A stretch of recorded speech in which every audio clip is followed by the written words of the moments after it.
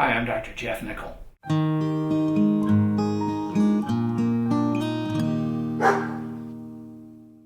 Phobias are really difficult problems because by definition they are a completely illogical fear.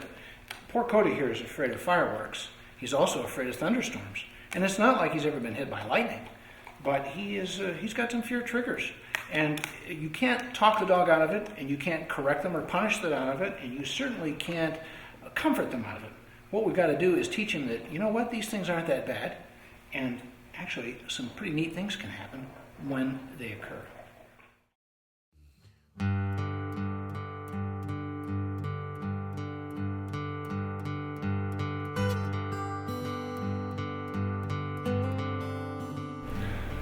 So Coda has a lot of fear when it comes to these storms, and I think that he can probably do much better. But one of the first things we have to do for him is to set the poor guy up to succeed. We're not going to make this hard. We're not going to make the hurdle too high for him to jump. So the first thing that we need to do during our training and during storms is give Coda a place where there's less thunder noise and less flashes of lightning. And so an interior room, like a walk-in closet, is a place where we can train him to go so that when these things start to come, he can go there and is at least safer than he is near the windows, because that's really what scares the heck out of him so much. Okay?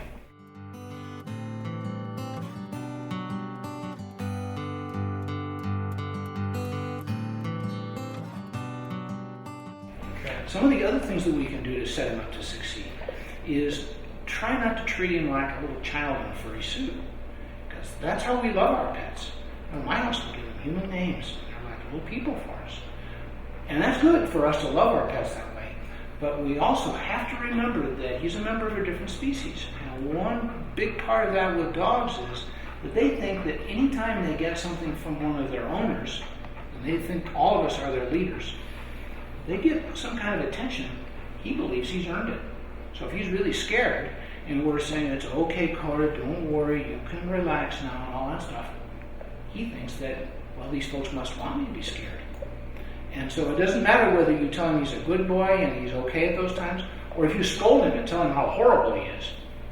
From his perspective, it's all attention from one of his owners. And that, to him, means, okay, I'm going to keep doing this. So it's really hard to do, but when he gets really scared, you don't pay attention to him. Now, one of the other things that we can do, though, is when he just begins to get scared by a storm, is take him by his leash and call him over. And you have this treat, and you say, Coda, and give him some command, whatever. You give him the treat when he does it. You tell him how good he is. Don't repeat. There. Aren't you a fine young man? Now, what we always advocate is little tiny treats.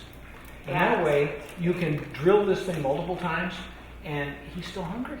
You're right. Okay. That's great, but come on, man. There's more, right? What do I have to do? And what he's doing is he's focusing on his leader instead of, oh my God, I'm losing my mind. He's looking at you, earning stuff. And this is the thing to do during desensitization training and also in the storm, but early.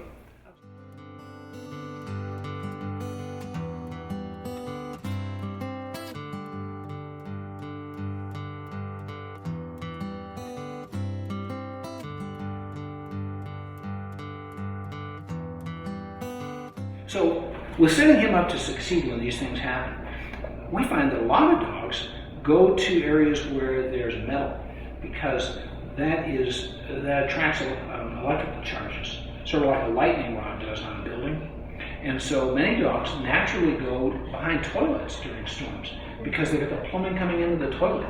And if people have a cast iron bathtub, many dogs jump into that.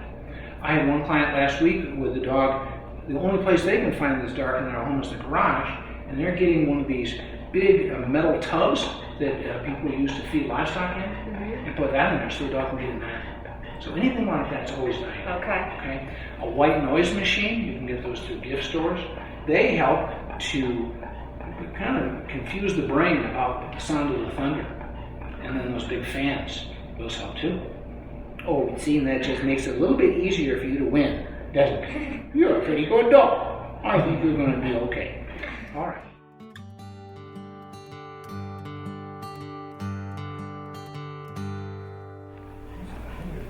So the other part of this is the training that we do when there aren't storms, so that Coda can learn that you know what, they're not that big of a deal.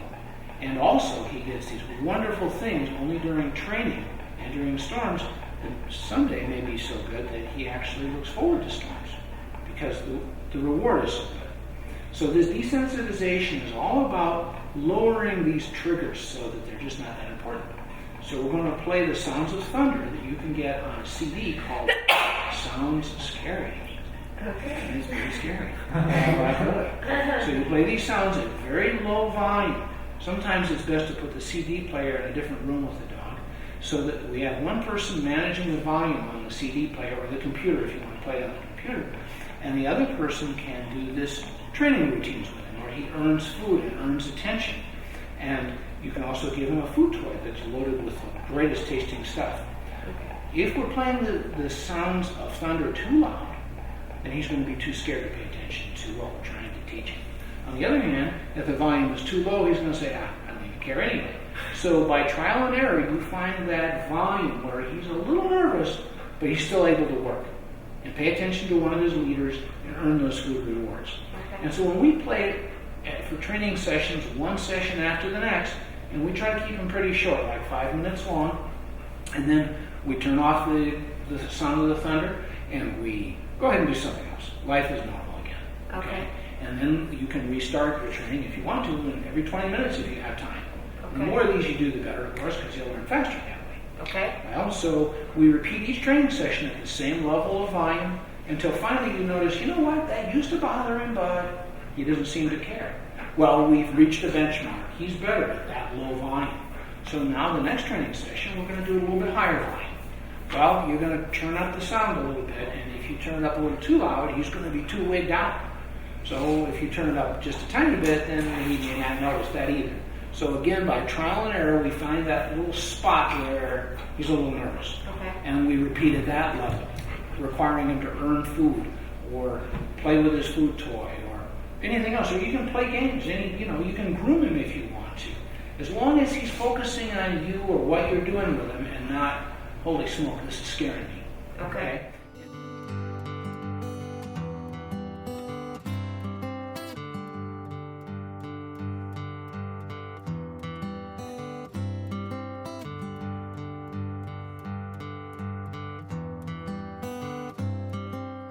Well, there are several other things that we can add into all this that makes it much easier. This thing, for example, is called a calming cap. The same people make this as make the gentle leader head halter. And let me show you this on Coda real quick. Here, come here, baby. These things are intended to make it harder for dogs to see things in a distance. And most of them tolerate these very well. This little Velcro strap here goes around his regular collar, and this down here goes over it as well. And he can still see where he's going. But it'd be like walking around the yard with a t-shirt on your face. You wouldn't bump into a tree, but you wouldn't want to drive your bicycle that way, would you? That would be a good idea. But the point of this kind of thing is so that it's a little harder for him to see the thunder and the lightning. Yeah. Okay. So is this something you do in advance, like before he's amped up to if you find that he'll tolerate wearing this for long periods of time, then you can leave it on him. If you're going to have to be away from home and you know a storm is possible, you might put this on before you go. Okay. But you gradually make this thing worth his while, because when you put it on, that's when you start having him do these great things and earn these great rewards. Then when you're done, this comes off. So he associates this with excellent things. This thing means good things are going to happen. Okay. Something else that's very worthwhile. This is a DAP pheromone diffuser. The point of this thing is that this very slowly aerosolizes this pheromone into the air, which we cannot smell, nor can the dog. But it triggers a nerve response in the brain that promotes a social mindset. And it's not that he's not a social guy, but it's hard to be in a social mindset and be freaked out at the same time. The other kind of a pheromone that we like to use is a Nurture Calm collar. This has a different pheromone in it. It looks like a flea collar, and it lasts from 1 to 2 months. And you can order these things online, just like the DAP diffuser. But this also promotes a social mindset, and it just makes it much easier for the dog to ignore the fear because he's got something else going on in his brain. The other thing that's going to be a real essential component to all of this is an anti-anxiety medication. And oftentimes we use Reconcile. This is a once-a-day beef-flavored tablet that diminishes anxiety. Coda in particular has some other anxiety-related behaviors. But any dog with fear of storms, if they're on this thing daily, especially throughout the storm season, they are typically less reactive. They know these things are going on. We're not talking about a tranquilizer here. This is a medication to just make it easier for him to say, look, I notice it, but I'm not losing control of myself. And then the last thing I'm going to do for you is I'm going to write you a prescription for a different medication called trazodone that can be given on those days when a storm is anticipated. And this is an as-needed medication, and we'll give that before you leave for work or school in the morning, and it should be on board for 8 to 12 hours. Okay. And it will add more suppression of the anxiety response. And this drug in particular also has a little bit of a sedative property, so he might be more restful during the day. And so that's all about the extra supplies that are helpful, and about the medication that for a dog who's as frightened as Coda is, these medications are frankly essential if you're going to succeed. Okay. Thank you.